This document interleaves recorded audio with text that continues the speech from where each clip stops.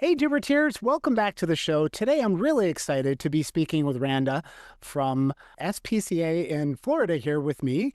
And she's a farm girl from North Dakota. So I'm really curious how you made it from there all the way down here to Florida. So, Randa, welcome to the show.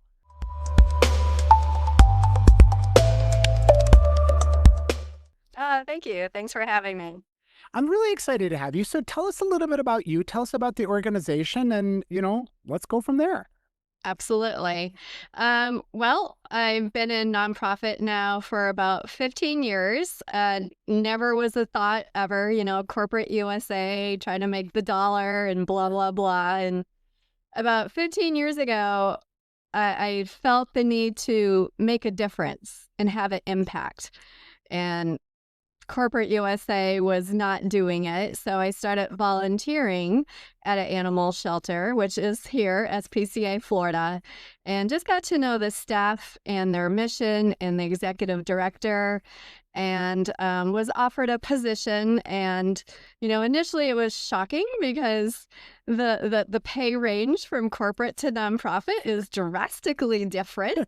It's a little. But at that point in time, I was ready. I was ready to make a change no matter what kind of sacrifice I had to do to satisfy and gratify what I wanted to do and what I wanted to give back to the community. So made the big change and didn't think I'd be here 15 years later, but I am. I was going to say 15 years is a long time. So, you started out volunteering. Now, was there a dog? Was there an event? Was there a person? Like, what made you go, I found my tribe, I found my place? It was volunteering and just seeing how the facility was helping the community and also helping the animals. Yeah. And so initially I was offered a position as volunteer manager.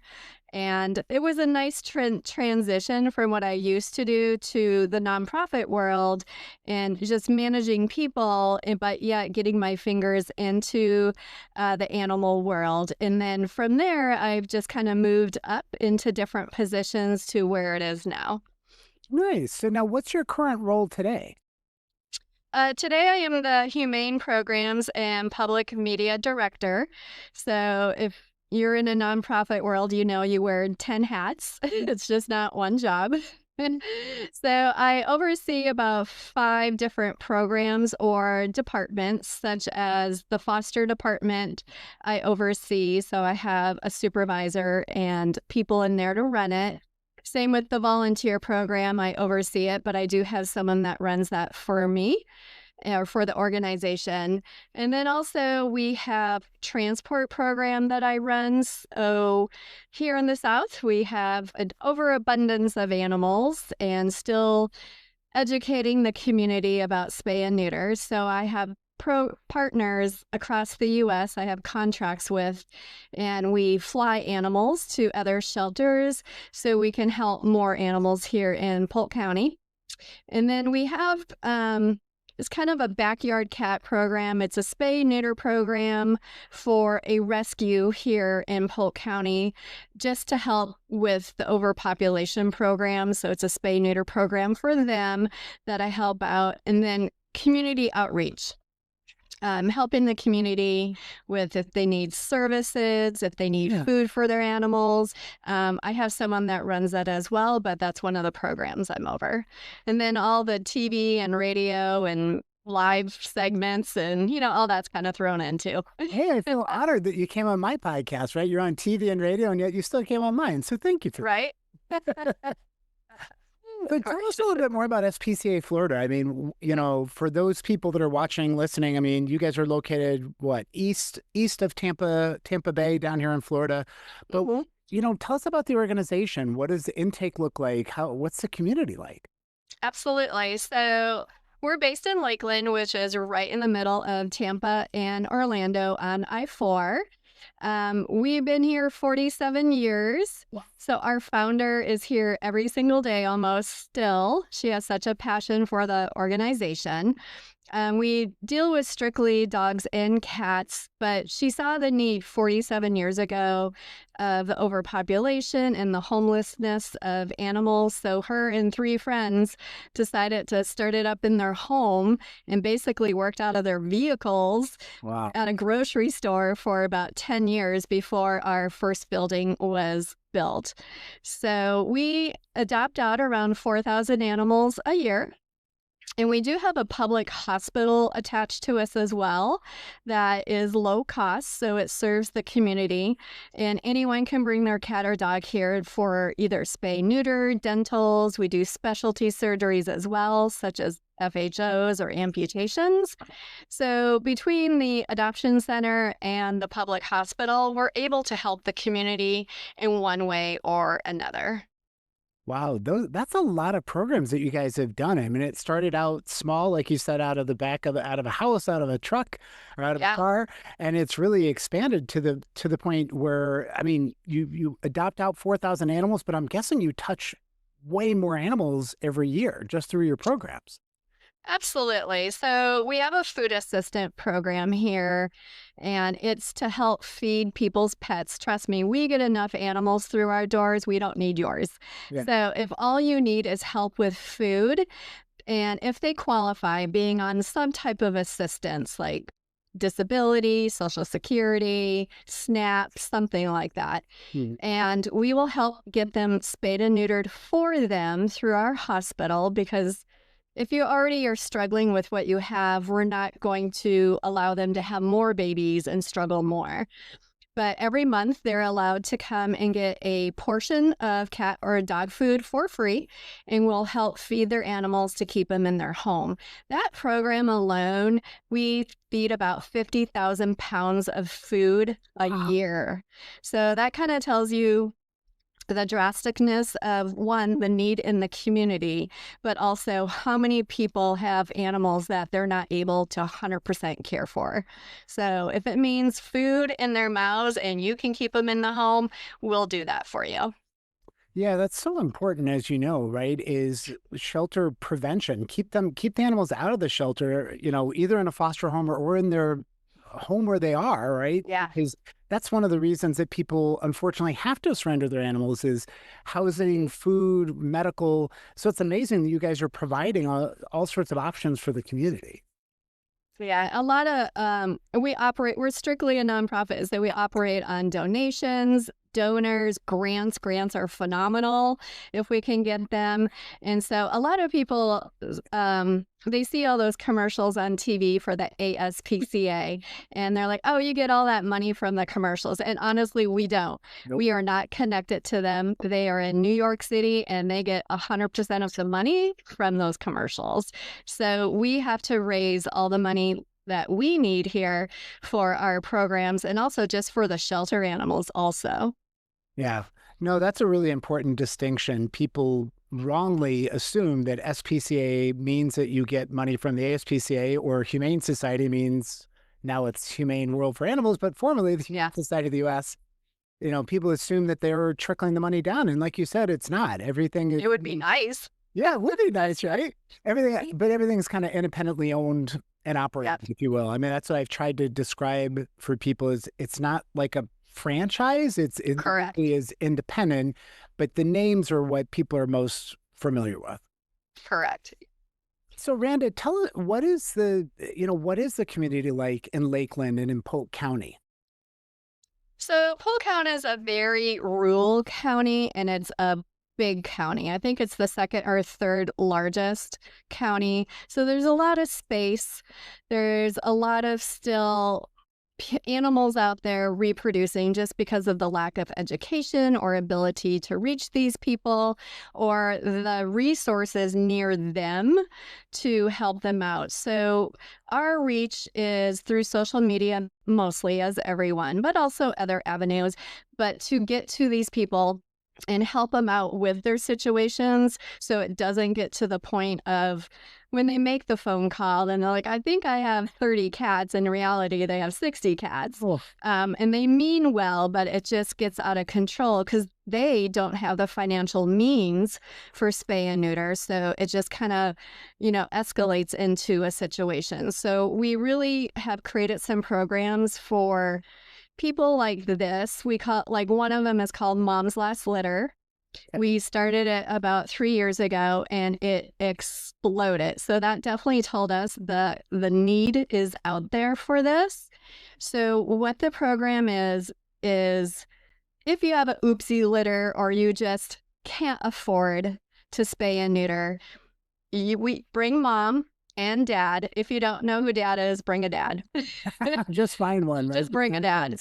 We will spay and neuter them for only $75 Nice. together with Wow. a rabies vaccine. You get mom and dad back, but we get 100% of the kittens or the puppies. So we can put them in foster care and then spay and neuter them and adopt them out. So when we started this program, it, like I said, exploded. And last summer, we had so many people on the wait list to get into this program. We actually had to create a day of Mom's Last Litters Day, where we brought in about 25 different clients with their moms and dads and all the babies. Yeah. Spayed and neutered mom and dad, sent them home, and we had around 80 to 100 kittens that day. Wow. Yeah, so we still do that. We've kind of tweaked it a little to maybe have 2 special days a month for that, so we don't have such a wait list, and help them out as soon as possible. It sounds like an amazing program. I love the fact that you started with an idea and then, sometimes you hit on the idea and it's great. Sometimes it's a flop, but this one sounds like it was a wild success. So that's amazing that you guys are able to do that much in just one day. Yeah. And I love what you said about an idea. So many people, that's not how we do it, or we've tried that 10 years ago. And Right. we are so open to, what can it hurt? Let's Right. give it a shot. If it works, fantastic. If it doesn't, now we know. So we're really open to different ideas and programs and so forth to, one, help the animals, but also the community. Yeah, I think that's really smart, right? I mean, you're right. People often say, been there, done that, tried that, it didn't work. But sometimes all it takes is timing. Sometimes it's slight tweaks and things. I mean, you might have tried that program 5 years ago and maybe it didn't do anything, but Right. you try the program again, you rebrand it or do something different, or maybe the same thing. And it's just a timing thing that it grabs people's Exactly. attention. Yeah, and a good one for that is we have, in a lot of locations, do doggy dates. You can come take our dog out on a date for 3-4 hours and bring them back. But then we got thinking, some of our harder to adopt kennel dogs, you can't really take them on a date because maybe it's a behavior issue or a medical issue. And so we still wanted to give them the exposure to get out of the shelter and then into a different environment. So we did 2 things. We started up dog swaps with other shelters in Florida, Cool. where I'm going to send you my naughty dog and I'll take your naughty dog, Yeah. and give them a different environment, a different audience. And it actually works. Or we started overnights. So if someone's like, I really like this dog, I'm not sure though. Guess what? Let that dog sleep overnight in your home up to 4 or 5 days. See if it is a good match for you or for them and acclimates to your home. And it's a nice way. We've had a lot of people where they're like, so I'm adopting, I'm not bringing the dog back. Where's my paperwork? So it's actually worked out really well in I that was going regard to say, too. you like getting those kinds of calls, don't you? We love those. Yeah, we always love. I'm not bringing them back. Just send me the paperwork. It's probably a good problem to have. It's a So great problem. now I know you mentioned before as well that you have a foster program. How big is your foster program? I mean, are you always looking for more fosters? Oh my gosh, yes. The more foster parents we can have, the more foster animals we can save. So we see about 2,000 animals through our foster department alone. Wow. Most of that, and that's in a year, most of that is kittens. I'd say 75% is kittens, and then the rest is puppies. But yeah, if you can become a foster parent for 1 week, 1 month, whatever your time frame is, we would love to have more people. We supply everything from Good. supplies to food, all the medical care. All you need to do is open your heart and open your home for these little guys to grow big and strong and get better. And once they hit 2 pounds, then they come back for spay and neuter and they go on the adoption floor. Yeah, I love the way you said that. I mean, you provide everything, right? Literally, Mhm. it's, you're providing that safety net, you're providing the supplies. All somebody needs to do is, and particularly with kittens, right? You put them in a spare bathroom, something like Yep. they don't need a lot of space. They Right. just need Exactly. somebody, they need a safe, warm place and somebody that cares and can check on them and make sure that they are aging to get to the point where you can spay and neuter them and adopt them out. And one thing we do probably need the most is foster parents that will take a mom dog and her puppies or a mom cat and her kittens. To me, I love them because mom does all the work for you. Right. All you have to do is feed them and make sure they're clean and have a good litter box. But it's hard for a family to take in, say, a large dog with her 12 puppies. So we're always looking for more people to have the space and time for a nursing mom dog or cat. No, I totally understand. You're right. Mom will do all the work, but it is still work on the foster to make sure they have a space and they've got everything that they need. So, Randa, I'm curious. I mean, you're leading all these programs. How in this compassion driven industry, I mean, how do you motivate the team? Because I can't imagine every day is a great day. You're going to have ups and downs. How do you, as a leader, as a top dog, how do you motivate the team? How do you support them in those times?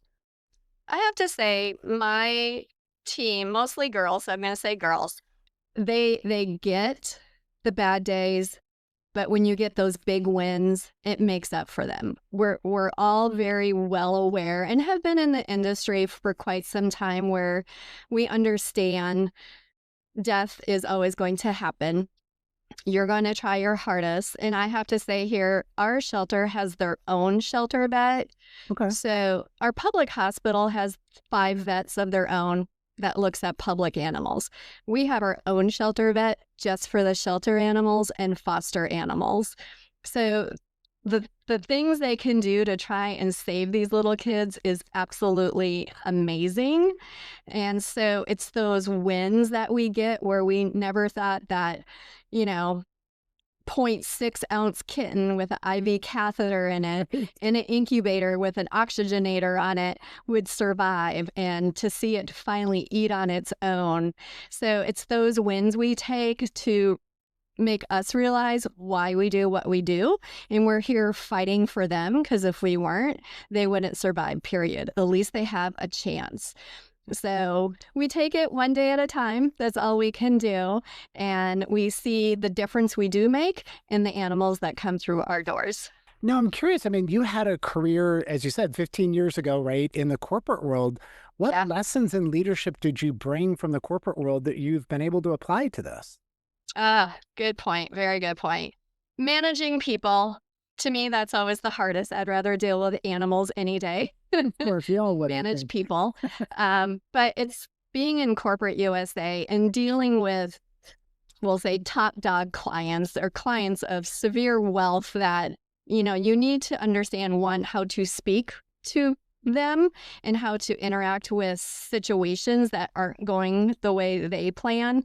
And so it was a life lesson and a curveball for me to learn all that, but I'm able to take all that and now apply it to who works under me and in my departments and give me the understanding of how to speak to them and still make them feel like I'm making a difference, but we maybe need to take a left or a right and change some things to it.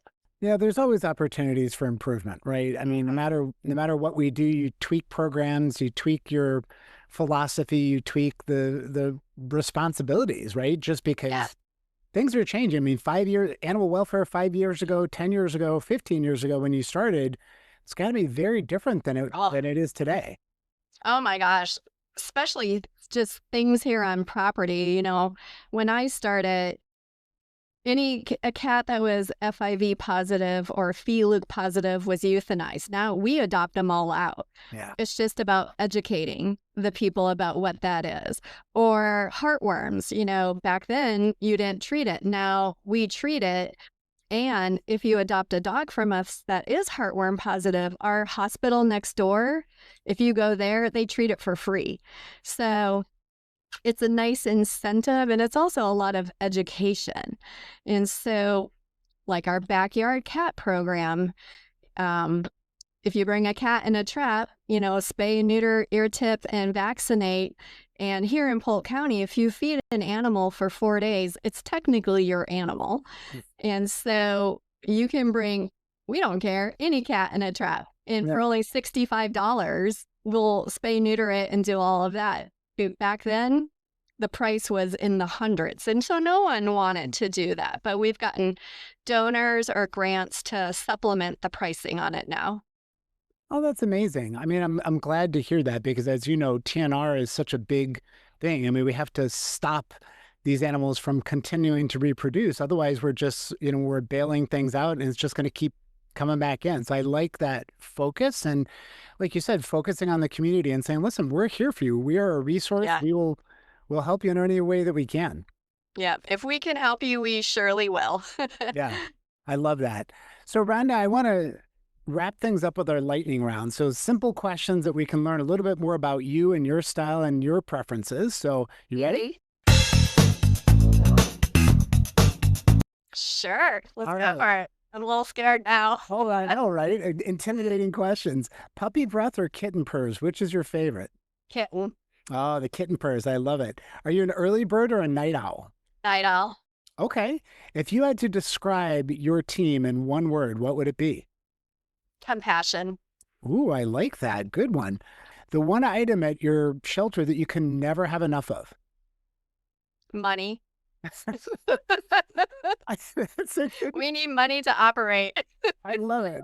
Here's a good one. The most unexecutive thing you did this week, whether mopping a floor or got slobbered on. Oh, it's not weird, but I love to clean cat kennels. Okay. So everyone knows if they don't see me at my desk, there's a certain room I'm always in, and I'm cleaning cat poo and throw up and snot, and I love it. It is so decompressing for me. Nice. I love that. So you're contributing to keeping the shelter clean, but it's also helping you, right? It's motivating. It's my therapy. Yeah, it's your own therapy. I love that. What's the biggest lesson a shelter animal ever taught you about leadership? Oh, that's a great question. You know what? Never give up. Never give up on your staff and never give up on the animals. So recently, actually a week or two ago, I got a transport of animals in from a pretty high kill shelter here in Florida. And I wasn't expecting the mom to be on the transport. So when they got here, they're like, oh, we got mom. I'm like, I shouldn't have mom. Yeah. And so they had the mom dog, and she is the best mistake we've ever made. She is the sweetest thing, and she needed a lot of support and medical attention, and I'm so glad we got her and we are not giving up on her. And it made me realize to sit back, and you're going to be thrown a curveball, but just never give up. I love that. That's a great story, right? And it's always the ones that you don't expect. And you're like, hey, what? We were supposed to, and then they turn out to be the sweetest, and they bring everything back down to reality for you, right? Yeah. What you're dealing with. I love that. Absolutely. So my final question is, I mean, now you've been in the industry for 15 years. I mean, is there a legacy that you want to leave behind when eventually you decide you're done? I would love for people to see the compassion and the drive that I have, and I hope that is instilled in them. So as they move up in the industry, they can have the same type of impact on the animals and their coworkers and employees as well. That's beautiful. I love it. That is a perfect place for us to end there. So Randa, thank you so much for coming on and for sharing what you guys are doing. It's amazing that it started, what did you, Keep me honest. 47 years ago. 47 years ago. That is quite the legacy, and I'm super excited to hear about the programs and the impact that you guys are having. And certainly, if people are watching, listening, and they can be, if they live in the Lakeland area, they can be a foster for you guys, or pretty much any city across the country. I can pretty much tell you without a doubt that animal shelters and animal rescues are always looking for more fosters to take kittens, puppies, mama dogs, seniors. You name it. It can be, as you pointed out, it can be an overnight thing. It could be weeks. It could be months, right? Everybody's needed in this industry. So thank you for coming on and sharing your story. Absolutely. Thanks for having me.